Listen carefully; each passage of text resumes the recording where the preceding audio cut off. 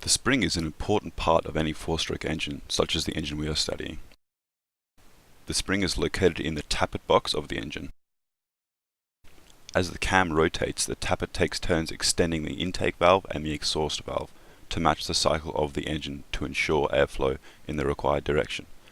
The springs are attached to the valves such that the valves retract when the tappet is not mechanically extending the valves. The spring is a very small component of the engine, however it is a very essential part of the engine functioning. The spring needs to have several properties to fulfill its function. Firstly, the spring should have high stress toleration and elasticity. The spring's ability to be deflected and then returned back to its original shape is governed by how much stress that the spring can handle.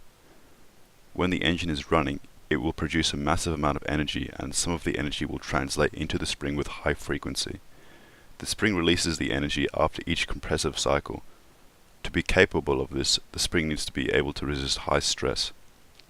Secondly, the spring needs to keep a steady spring constant when heated, as springs will be weaker if the temperature is too high. Focusing on the spring used in the engine, the spring is near to the combustion chamber. Therefore, the temperature around the spring should be very high, and it is possible that the temperature will influence the spring's function. As a result, the spring should keep a constant modulus under a harsh situation, which will aid in the spring fulfilling its function. The wire is drawn from a much larger piece of metal at room temperature for a piece as small as our spring. It is lubricated and pulled through a series of steel draw plates, with each consecutive hole slightly smaller than the last.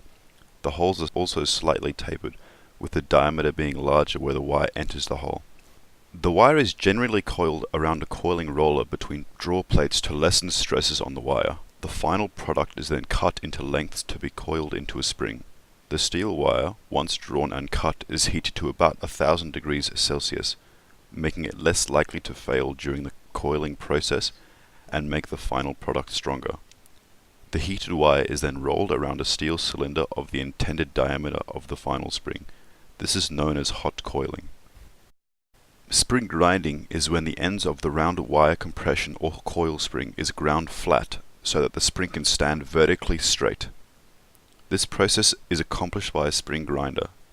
A spring grinder has two horizontal grinding wheels that are spaced apart to let the length of the spring enter between both grinding wheels.